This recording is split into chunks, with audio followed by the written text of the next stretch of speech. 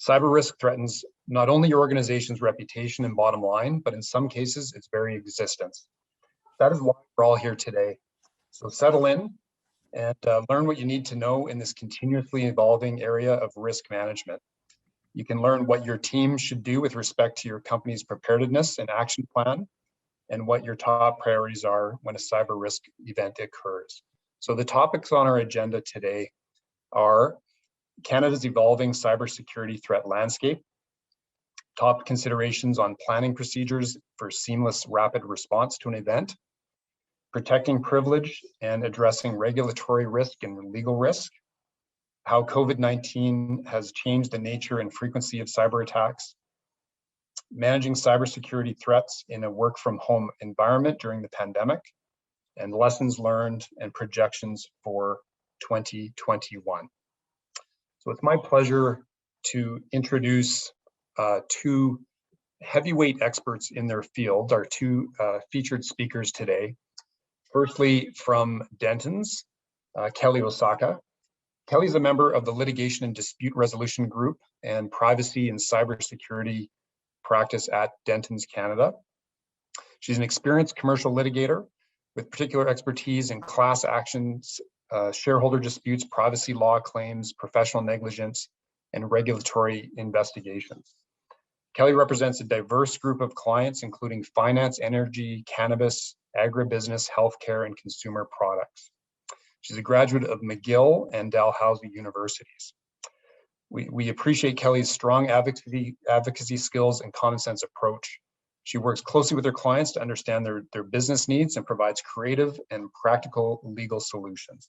So welcome, Kelly. Second speaker, Vice President at Everbridge for Critical Event Management, is Prashant Darisi. Prashant has over 2 decades of experience as a technology leader with proven management experience in strategic planning, roadmap execution, high performance teams, and best practice methodologies. Prior to becoming responsible for the critical event management global solutions business at Everbridge, he was the Vice President of Product Management for Everbridge's Enterprise Risk, IT Alerting, and Internet of Things suite of products. He's an MBA graduate from Northeastern University. Before his time at Everbridge, he held executive leadership roles for enterprise class products in both private and public companies. He's also a certified Scrum Master, ITIL certified, and has 2 patents to his name. So welcome, Prashant, and welcome, Kelly. So without further delay, Kelly, you are the first featured speaker today. So Kelly Osaka, over to you. Many thanks, Jeff, for that introduction, and I'm excited to talk about today's topic. Being the lawyer here, I'm going to be focused on the regulatory risk, litigation risk, and how you can protect privilege in a cybersecurity event. And then finally, I'll speak about what we can look forward to in 2021 as far as regulatory changes in Canada. So to get started, I think it's helpful to kind of take a step back and look at what the regulatory regime is in Canada. And here we have the federal statute, which we call PIPEDA, the Personal Information Protection and Electronics Document Act. And PIPEDA basically covers the privacy obligations of businesses, so private enterprise. And for those businesses that collect, use, and disclose personal information. Personal information, you might ask, well, that's information about an identifiable individual. So I'm talking about age, name, addresses, emails, and then more sensitive information that your organization might collect, such as SIN numbers, bank account information, medical records, that type of thing. You should note that there are 3 provinces that have their own privacy legislation that governs businesses, and those are Alberta, BC, and Quebec. However, those provinces have legislation that's substantially similar to PIPEDA. So for today's purposes, I'll be speaking about regulatory risk in the context of PIPEDA. Last thing I'll say about the regulatory regime is that it's helpful to know what the enforcement powers are of the regulator when you are facing this cybersecurity event and how to respond to it. So the regulator is the Office of the Privacy Commissioner. A complaint can be made by an individual to the OPC, and the OPC shall investigate it. There's some room for discretion as to whether they continue the investigation or not.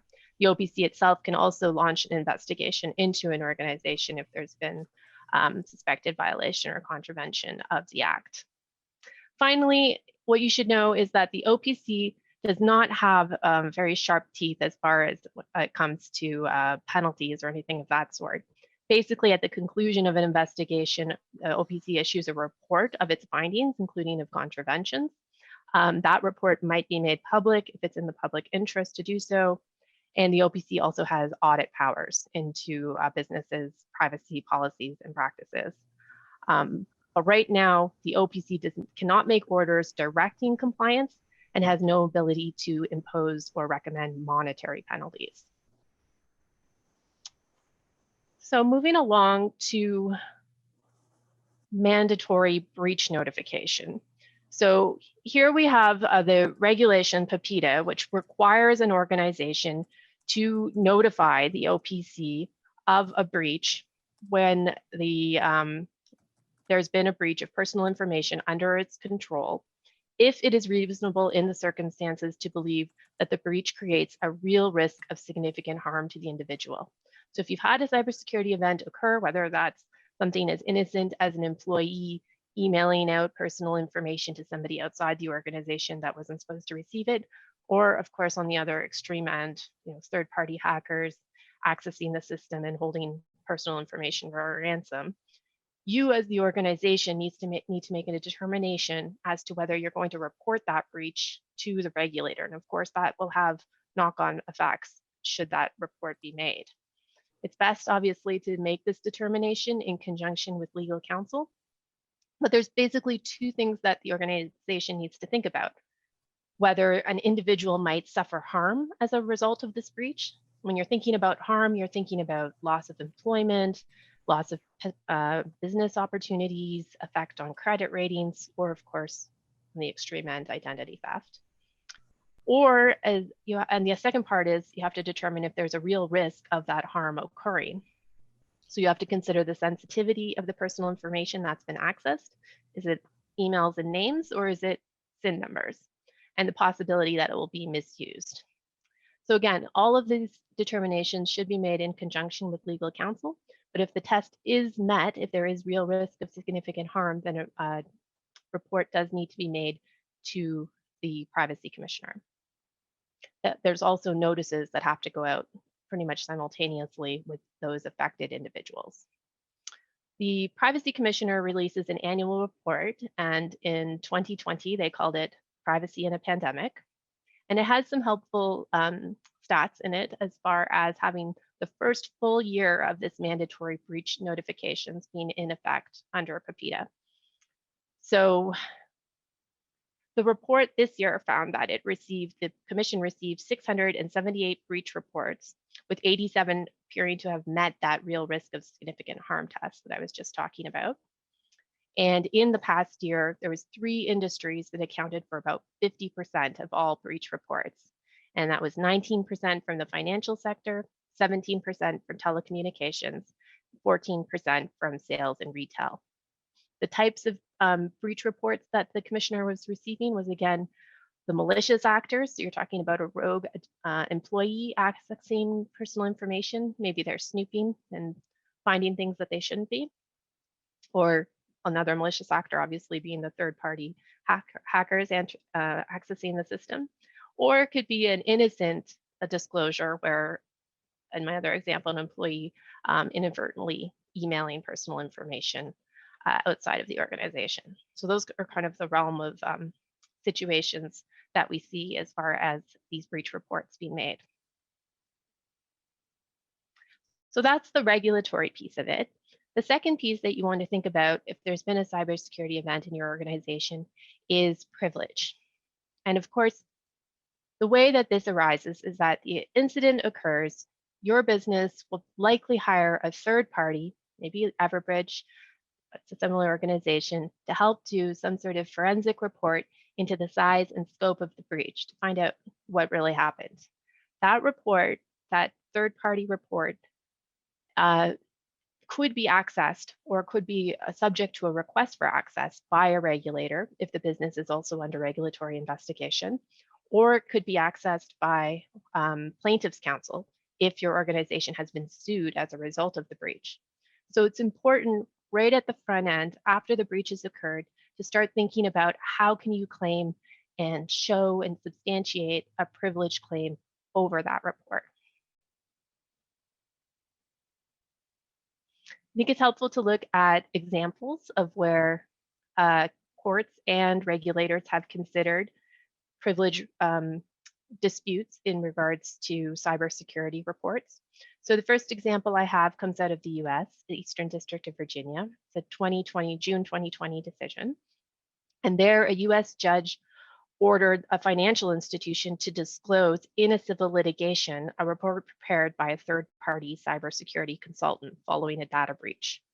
The court noted there that the engagement letter with the cybersecurity firm basically included all of the substantial terms from a pre-existing master services agreement as between the organization and the cybersecurity firm. So they took the terms from the first retainer, they put them into the second retainer.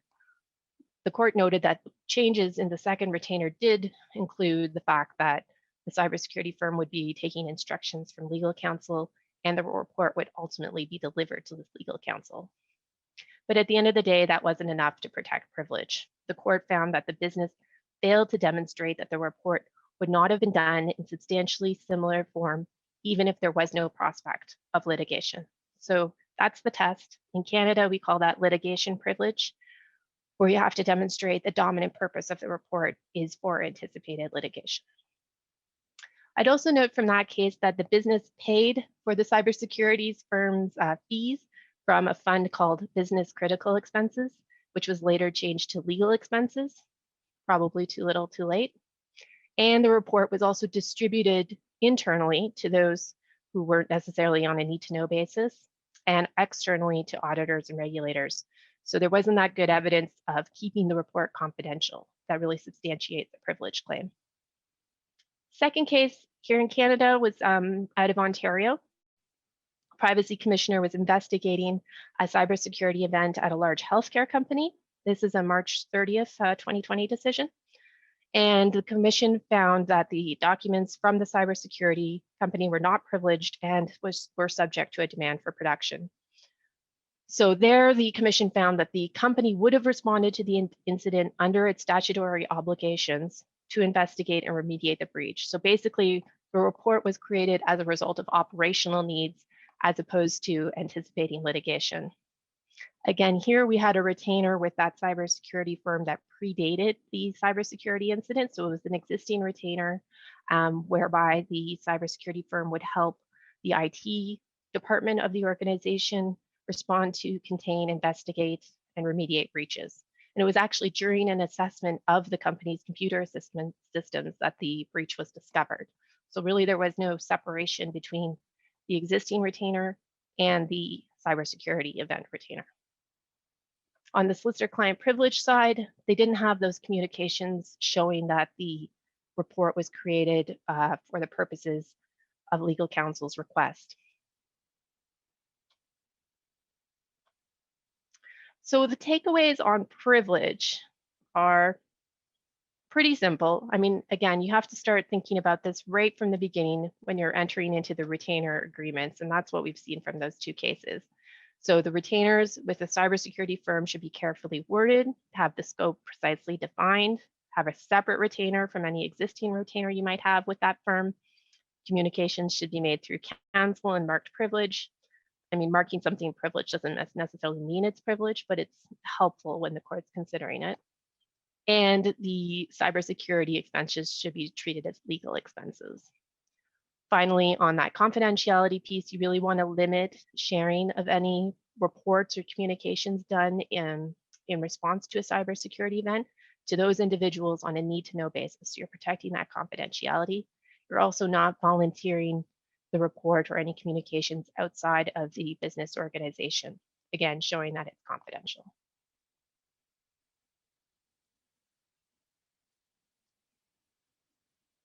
So that was privilege. Let's move on and talk about litigation risk. So litigation risk generally arises when there's been a breach, The assessment has been made whether to report it to the regulator, report it to those affected individuals.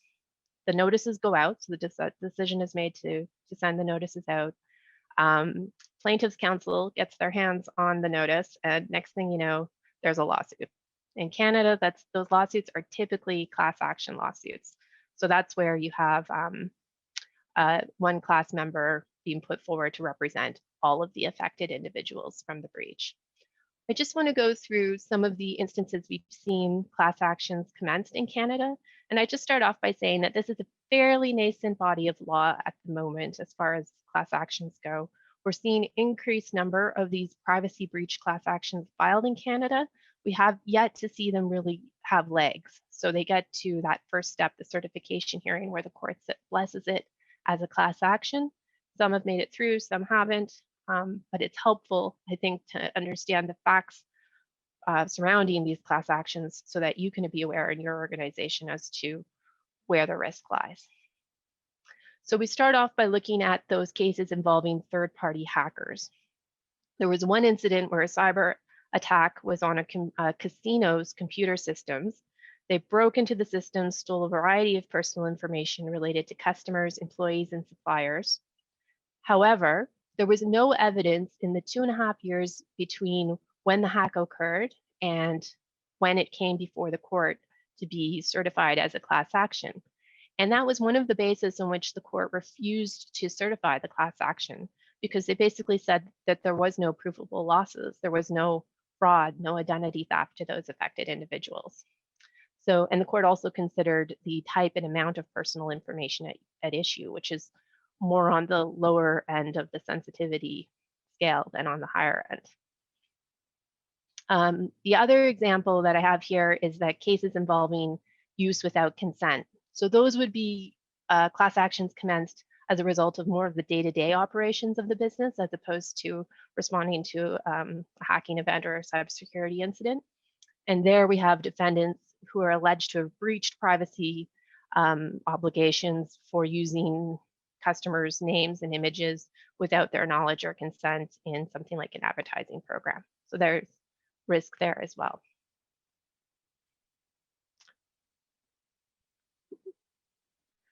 The last body of class actions I'd bring your attention to are those involving employees. And this is something we really need to think about in the context of COVID when we have employees out working remotely, not necessarily in their teams in the office, being able to talk to each other and sending things out amongst each other more often. So one thing to keep in mind is that there have been cases in Canada where class actions have been certified against businesses for vicarious liability. So that's basically an allegation of failure to monitor the employees and ensuring that they're complying with their duties and obligations. And in that case, it was an insurance company where a former employee accessed and sold personal information to a criminal organization. So not only was the class action certified against the rogue employee, but it was also certified against their employer. Finally, there are examples of class actions where the employees and organizations have been sued as a result of that innocent loss of data that I was talking about earlier, talking about lost storage of device that has personal information such as a laptop, and the rogue employee situation where it's someone who's been snooping or trying to cause harm to their employer. So the last piece I just wanted to talk about was moving away from how to respond to the cybersecurity event and into what can we look forward to in 2021 as far as privacy modernization in Canada. And in November of 2020, the federal government introduced a bill that would implement a new law called the Consumer Privacy Protection Act, or the CPPA. And that would be a replacement for PIPEDA, which was the legislation I was talking about earlier. So I'm going to talk about some of the highlights from the CPPA, although of course, keeping in mind that it is not in effect yet, but the final wording of the law has not been determined. So what should your organization know about the CPPA in terms of planning for it? Well, first of all, the CPPA mandates privacy management programs. So that will require your business to have policies, practices, and procedures in place to fulfill your obligations for protecting personal information. And when you're deciding what the scope of this privacy management program will be, you have to consider the type of personal information, the level of sensitivity of that information in your organization's control. Those privacy policies, they're going to have to be drafted in plain language under this law, which means we're not dealing with those 40-pagers, 30-pager privacy policies with technical terms that are confusing. It has to be understandable to the individual why it is you're collecting this information if you're going to obtain their consent. And consent is still the backbone of the CPPA, just like it is for PIPEDA. So you're going to have to use plain language in obtaining consent from your customers if you're going to be using their personal information, and explaining to them what the foreseeable consequences are and the type of information you're collecting and the third parties you may be disclosing that information to. A couple more things. There is a requirement for disposal. So if an individual asks for their personal information to be disposed of, then the organization will be obliged to do that permanently. So I'm not talking about de-identification or anonymization. It means a permanent deletion of the individual's personal information. There's a data mobility component where individuals can ask to have their data transferred from one organization or from one business to another. And just to end on the enforcement piece, which is that, remember before I was talking about how the commissioner didn't really have any teeth under the current legislation? Well, under the new legislation, they will. There will be a tribunal created, which is basically like an appeal board for any findings of the commissioner. And the commissioner will be able to make recommendations for monetary penalties for contraventions. And the tribunal has significant power to impose penalties, including the hire of $10 million and 3% of gross global revenue from the previous fiscal year. So quite a heightened ability there to impose penalties, something you want to be aware of. Finally, I would just point you towards different tools that you can use to get your organization ready for CPPA or even to implement now in order to be in compliance with existing regulation. And that means having privacy management programs in place, having your privacy officer appointed. So thinking about who is that person in your business that manages risk, ensures compliance with regulation, making sure those privacy policies are drafted in plain language, as I was saying before, conducting data inventories. So that's just an internal assessment of the data containing personal information in your organization's control, and thinking about implementing privacy impact assessments if you're going to introduce any sort of new or redesigned project and what the implications will be as far as privacy risks. So that is what I have. Thanks, Jeff, and I'll turn it over to Prashant.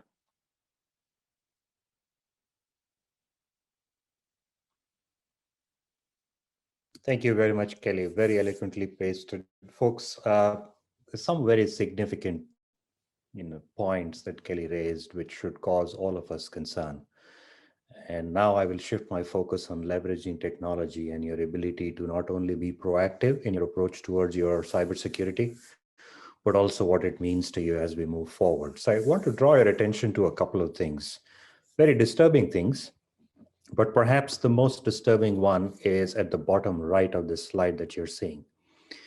When a ransomware attack happens, when somebody comes and hijacks your data, whether it is like Kelly was talking about, an employee that lost a USB stick, or somebody breached and picked up, through a phishing attack or ransomware, 69% of the organizations in the last 2 years have actually made a payment to a blackmailer.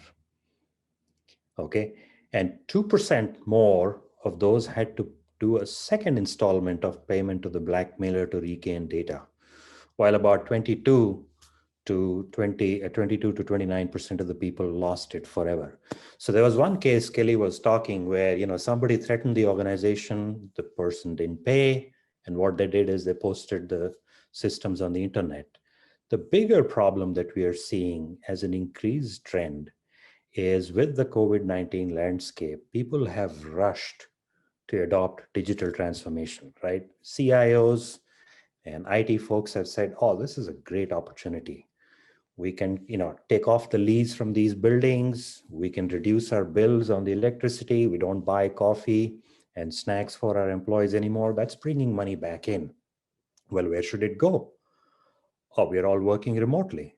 So let's invest in digital tools. And so they're rushed to go ahead and purchase tools that they think will help them, which has led to a tremendous increase in the attacks. Now, there are certain sectors that are targeted more. If you look at it, the government, obviously, nation attacks have never ceased. So government is always the prime target. But healthcare companies, pharmaceuticals, education and training, all these sectors have seen a dramatic increase in attacks and targeted attacks against them. So this is a pretty disturbing trend.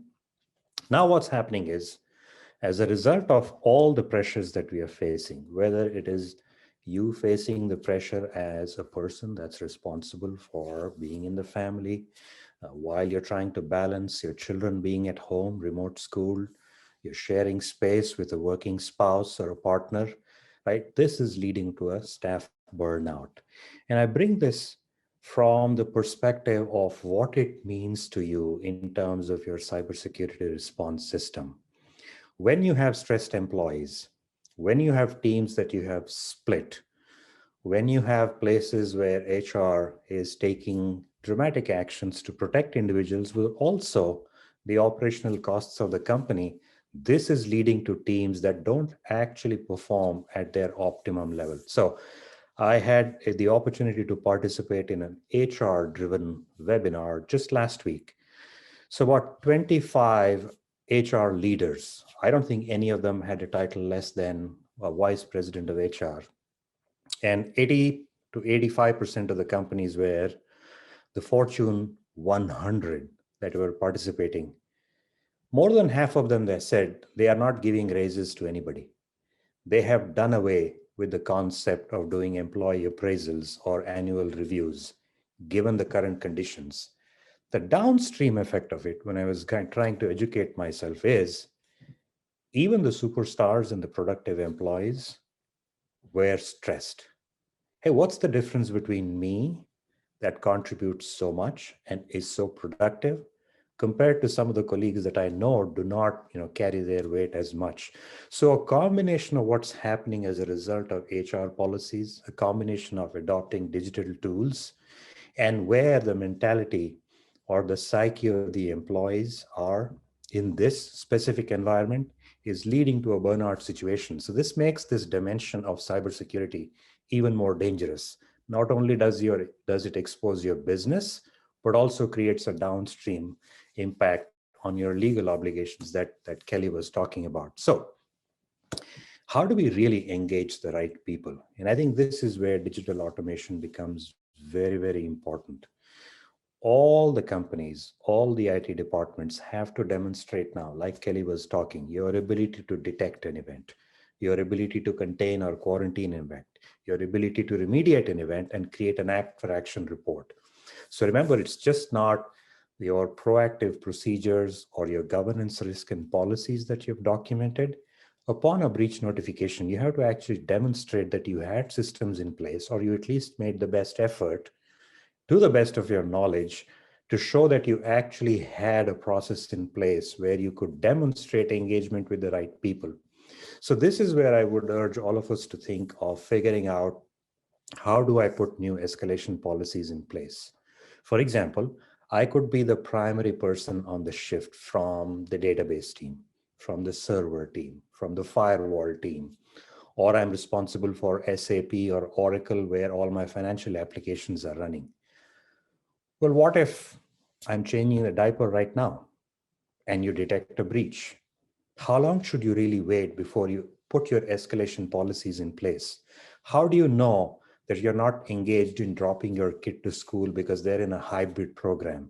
And so you had to take that 20-minute break to drive your children to school, or picking up your wife from the hospital that just got a vaccine shot or went for a test.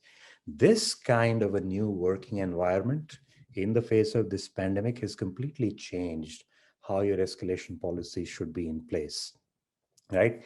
And then understanding what your response monitoring should be. How do you differentiate between your concept of saying my operational team is responsible for it. Oh, no, no, no, no. We have a concept of major incident management. We should look at the major incident management. So I would urge all of us to consider a new way of figuring out how to leverage the current tools that you have in place. And everything that you have in place, I don't think you have to rip and replace, but you have to gain efficiencies of scale from an automation perspective to drive that. The other is leveraging the tools that you have. So we'll talk about the example here, which typically how cybersecurity really starts. A lot of your business folks or you as individuals will log into the system and say, I don't know why the login is extremely slow. Or the first time I logged in, it said incorrect password and it made me type my password for a second time. So typically, whenever you see, this cybersecurity type of event occur, it's always called as the lateral movement. You'll actually never recognize what's happening here. And like Kelly was talking about, these social engineering attacks, these phishing attacks, these ransomware attacks are not something that just happen. This is not like a burglar that comes and just opens your door and you hear an alarm bell ring.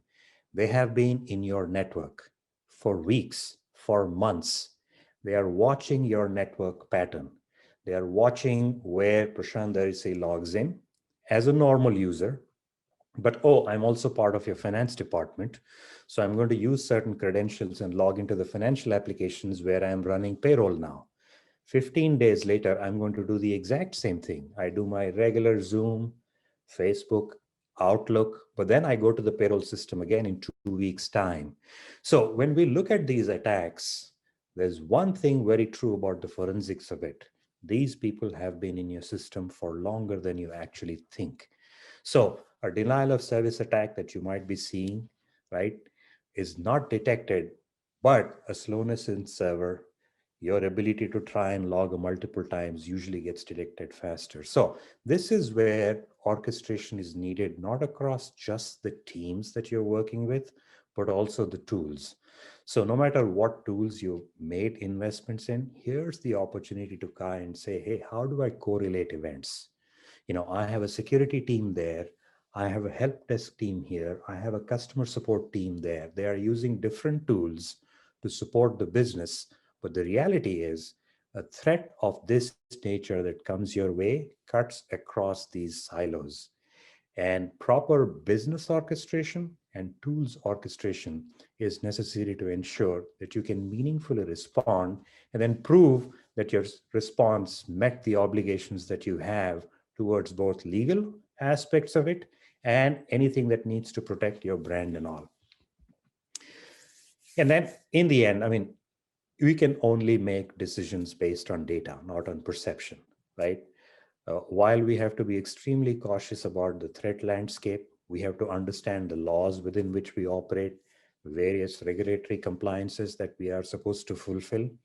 Bottom line is, unless you have data across how your people are performing, how your processes are performing, how close, how far, how quickly are you able to adhere to your governance, risk, and compliance policies, you will always be caught off guard.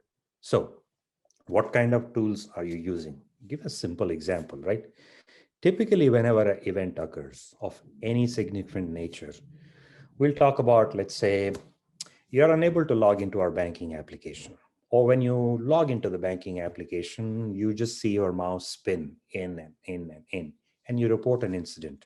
In almost every organization, the response of this is, slowness. Slowness could be a result of firewall.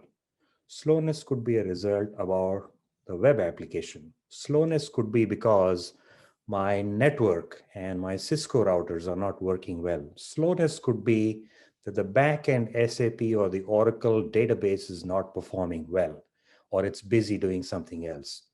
So what this actually entails is that incident response of any nature entails a cross-functional collaboration, even if you're within the umbrella of an IT organization.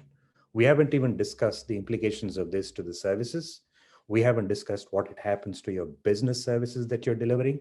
just within your IT organization, you will notice that you actually have to have a triage team that cuts across multiple groups, different managers, different heads of business. Now you're sitting here and saying which team actually performed the best. Because typically you will say, we need a quorum for the meeting. If you don't have a quorum, let's give everybody 2 more minutes. Let's give everybody 3 more minutes. In the world of cybersecurity, we use a term which is very popular called as the dwell time. The longer the problem dwells, the worse the loss. So now I'll share a very scary statistic from the analysts that are out there. The average cost of 1 minute of your downtime, and I want to repeat this because I'm not misspeaking. The average cost of 1 minute of downtime costs your organization $8,600. And let's say that in this Zoom meeting and this webinar, we said, let's give everybody 4 more minutes, 3 more minutes. That's 3 times $8,600 of downtime that your business is experiencing. We haven't even come to discussing the costs of your brand and your reputation getting affected in the market. We haven't even discussed the cost that you have to pay to the blackmailer, should you choose to do so. We haven't talked about the legal expenses that Kelly was referring to as a result of this breach notification that you do. So it's extremely important to understand how you can leverage analytics to drive that continuous improvement. And not all of us are going to be at the same level of maturity. Not all of us, every vendor that you talk to will come to you and say, we use artificial intelligence, we use machine learning, we use natural language processing. But this is where you have to challenge the vendors. How real is it? How much of that is just plain marketing, right? But it's very important to leverage analytics to drive this.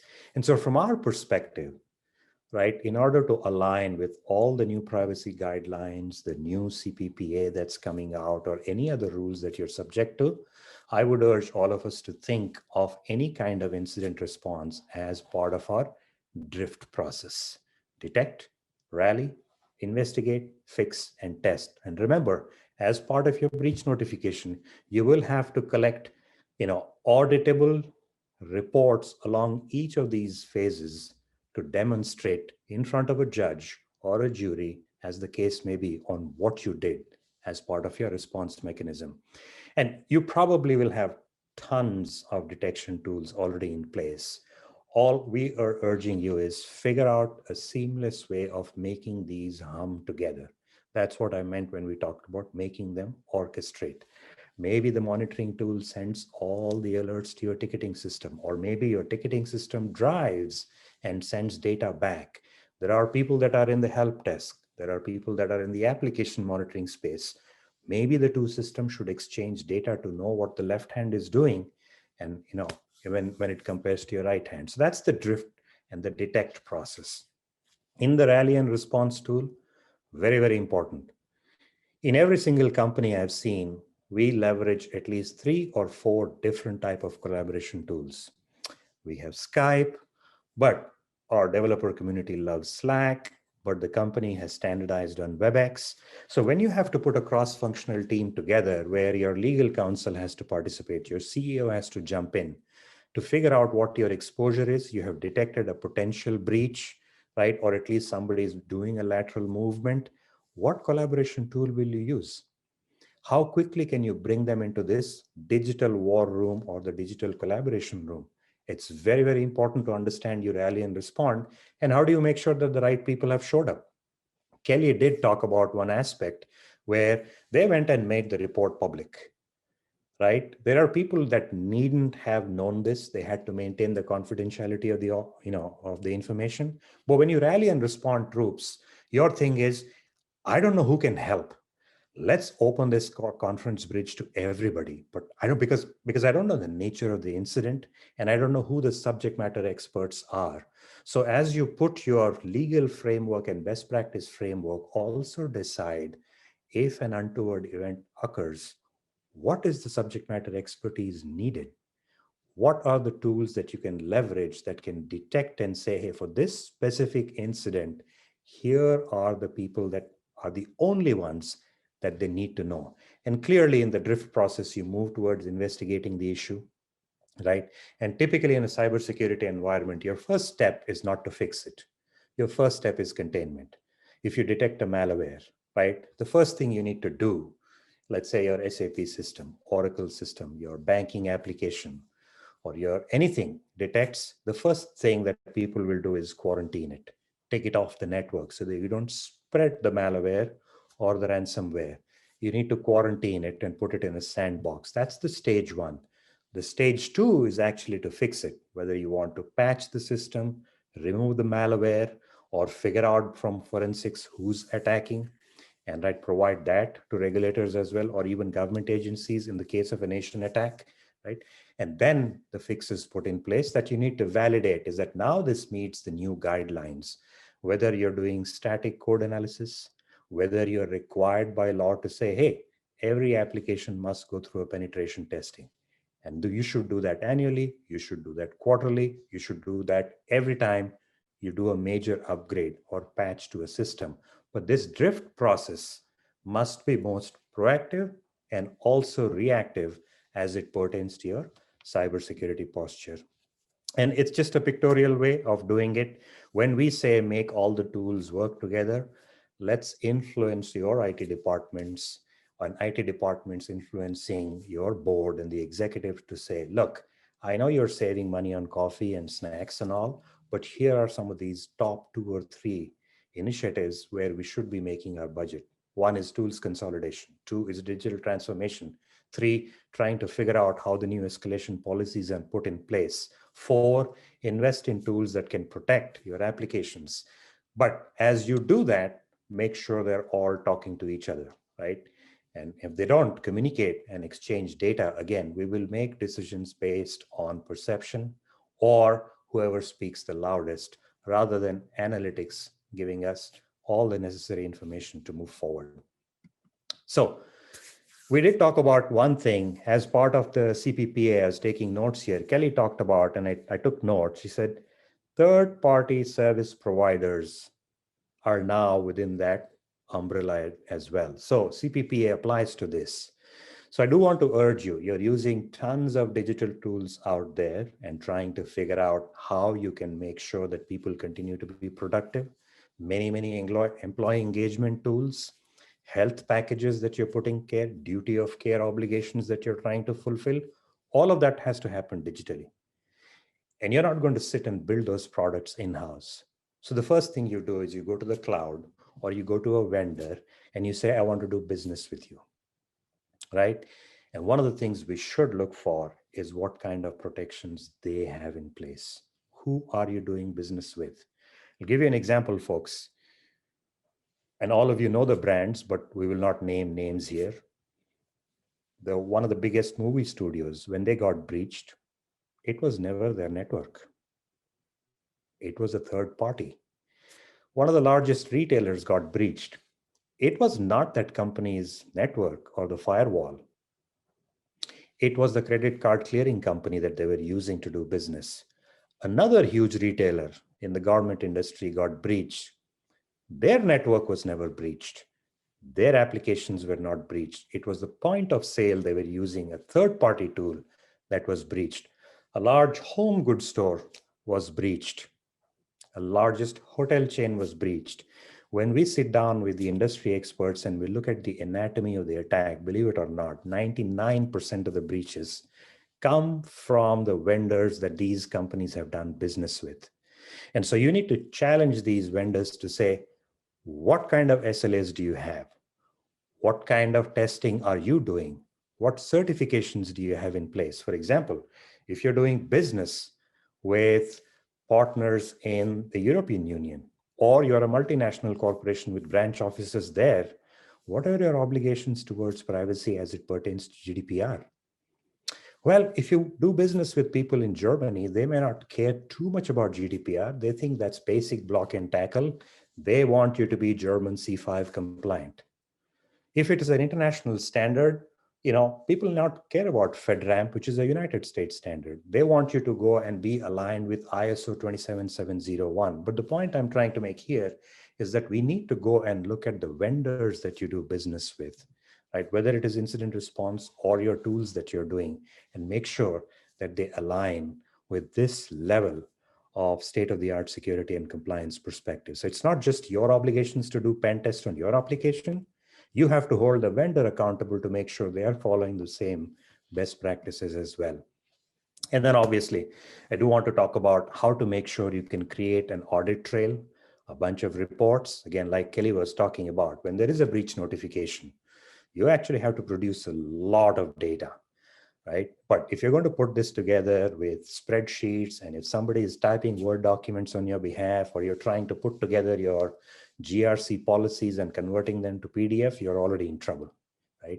How do you leverage a platform that can seamlessly build those reports for you, that can give you some form of clarity?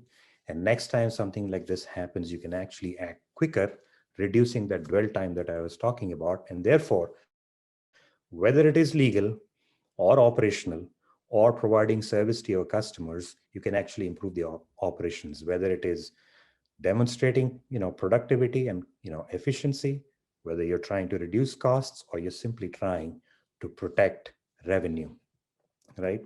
So with that, I'll take a pause here. I see a lot of questions coming through. Jeff, if you want us to take questions in any order, happy to engage with you folks. Thank you. Thank you very much, Prashant and Kelly, for that fantastic, very, very rich and deep, look at the very tip of the iceberg, really, of the subject matter, the risks, the regulatory, legal risks, and then the operational response duties to manage with your third-party suppliers. So there's lots of excellent things to think about there. I do have a question here for Kelly. And so it has to do with the privacy law class action suits. So you talked about the types of claims typically made, but can you speak to some of the damages that courts have been awarding on class action suits for privacy? Sure. So we haven't seen any big awards of damages yet, because none of these that I'm aware of have gone to trial. Prior to this trend towards privacy class actions, we were seeing pretty nominal damages. This was on a one-on-one basis for breaches of individuals' privacy.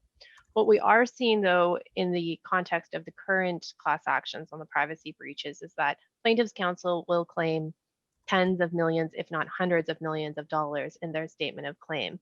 But where they're struggling in some cases to get past the certification step is in proving that harm or that loss to the affected individuals. And that seems to be what the courts want to see in order to certify these types of actions and move it forward. And only when it moves forward and has been certified will we ever get that trial decision showing what the ultimate damage award might actually be.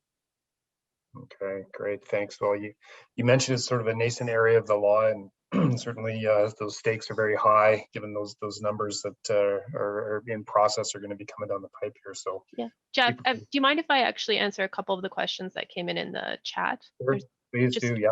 Quite quickly. The first one was asking if there's anything different for nonprofits or charities. PIPEDA generally, so that's the federal statute I was talking about earlier, generally doesn't govern charities because charities aren't engaged in commercial activity. I would just caution that where charities might consider their risk would be more on the litigation risk. So we do have courts in Ontario, and it's kind of creeping across the country, recognizing common law duties as far as protecting individuals' privacy. And so we are seeing more and more litigation coming out of those common law torts, which potentially could affect charities as well.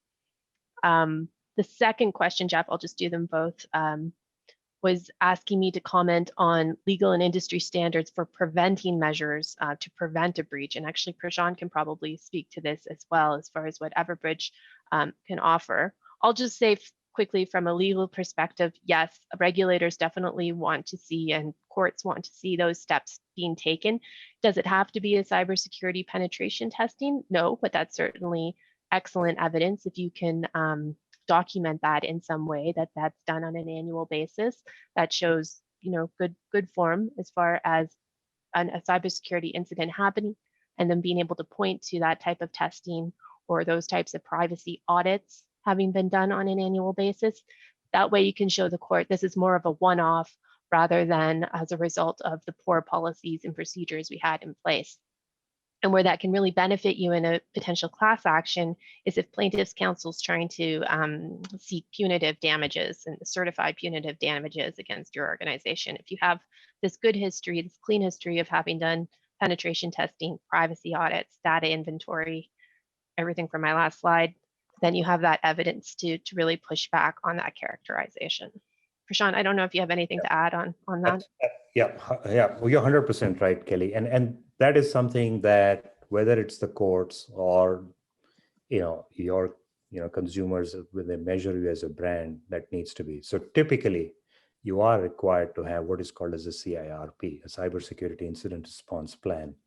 Now, as part of that, you're supposed to demonstrate that you've done tabletop exercises. For example, if let's say that if there's a particular incident, was there a predefined function and a person or a team that you have already identified who should be in charge of the incident? Who is responsible for communicating with the leadership and management, right? Did your participants go through a training, a mandatory training to say, hey, this is what my obligations are, right? Do you have, let's say, the response team clearly segregated based on what they are authorized to see, right? And then it actually extends to third parties. When there are external parties involved in the incident response, you have to actually demonstrate how well they provided support during the incident, right? How effective was your collaboration? And then what was your business recovery and continuous recovery plan? Like I talked about, when there is a specific outage of any nature, right? You have to demonstrate that you actually responded well, but you have to say how well did it align with your business recovery processes that you already defined in your GRC policy. So those things are very critical. And that's where the world of defining your legal obligations, tying it to your GRC policy, and bringing it into your incident response management system, they all come together. And you have to comprehensively prove all of them, both prior, during, and after the event, whether it's a tabletop exercise or a real event that led to breach report. For example, like Kelly talked about, 678 reports, right? 87% of them met the criteria of being a mandatory breach. You will have to demonstrate all of this to anybody that is going to come and ask questions. Yeah, I think that's right. And the other thing I guess I'd just add to what Prashant was saying is that the more you can include your internal counsel in those initial assessments and dealings, the better your privilege claim could be should you decide you don't want to disclose that information to the regulator or to plaintiff's counsel at a later date. It just gives you more options as to what it is you're providing to them or keeping close to your chest. Yeah, there was one more question, Jeff. Sorry, I'm just going to do this one as well that came in through the chat.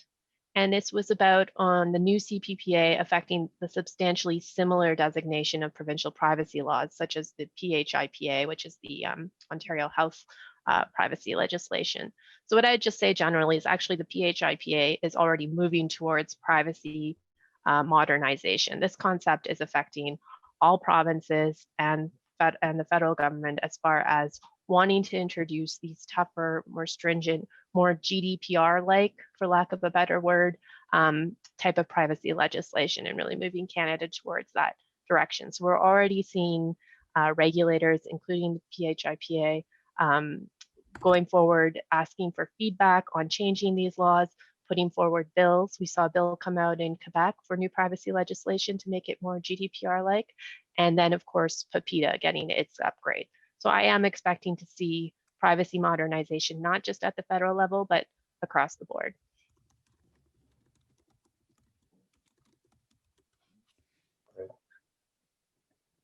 That's great.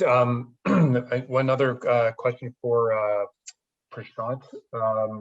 Could you identify just the top 2 or 3 cybersecurity emerging threats that are most prevalent these days going forward? Yeah, so I think the big category, what we call as ransomware or social engineering attacks, is perhaps number one. Now, in terms of pure numbers, you will be surprised. Wire fraud, right, or wire breaches, statistically considered as number one, but we typically do not talk about that in terms of having a legal obligation. We don't talk about that having an impact on your reputation or your brand or giving you worldwide press in the negative way. But I would urge the phishing attacks or the malware type attacks, ransomware attacks, and these are now social engineered attacks. So you know, extremely smart hackers. I don't want to be a downer, but if you speak to anybody, any cybersecurity expert, it's never a statement that says, if I get breached or if your corporation get breached. We always use the sentence, the phrase, when you get breached. So don't want to be too pessimistic about it, but the reality is, based on the anatomy of the breaches that we have seen and the fact that, remember, 67%, that statistic I was saying, actually paid ransom. You've never heard of them, right? Another 2% paid the second round of money to the blackmailer. What we're trying to say is, out of every 100 attacks, look at the scaring statistic, right? Out of every 100 attacks, 69 people got breached. They quietly paid the ransom, and you will never hear about it. So while what makes the news is only 1 or 2 or 3 or 4 brands, but these targeted attacks, these lateral movements, as we talk about, are pretty dangerous. So I think that now means that cybersecurity, information security, privacy of an individual now becomes a responsibility of every single individual in the organization. And like Kelly was talking about, involve your legal teams early. From our perspective, we actually take it even further. Involve your HR teams very early in this process. So it's usually the HR teams, it's usually the legal team, it's usually the governance teams, and most importantly, it's your communication teams, whether you have internal communication or you have a chief communication officer that takes care of all this PR, all those things are extremely important in terms of the landscape of threats we are seeing based on these top attacks. That's great. Thank you, Prashant. The just, respectful of everyone's time, we are right at the 60-minute mark. And so with that, I'll just offer thank everyone time out of their schedule to join us today to learn about the rising cybersecurity threats and the changing cybersecurity landscape in Canada. And hope everyone found it useful, and really on behalf of the whole team at Everbridge and the whole team at Dentons, as well as my team at David Applin Group, I want to thank everyone for participating. The session will be available as a recording as well to share with colleagues and internal teams. And we are planning to do additional educational webinars throughout the year on this topic and related topics for senior IT management. So I wanted to thank everyone for participating, and enjoy the rest of your day.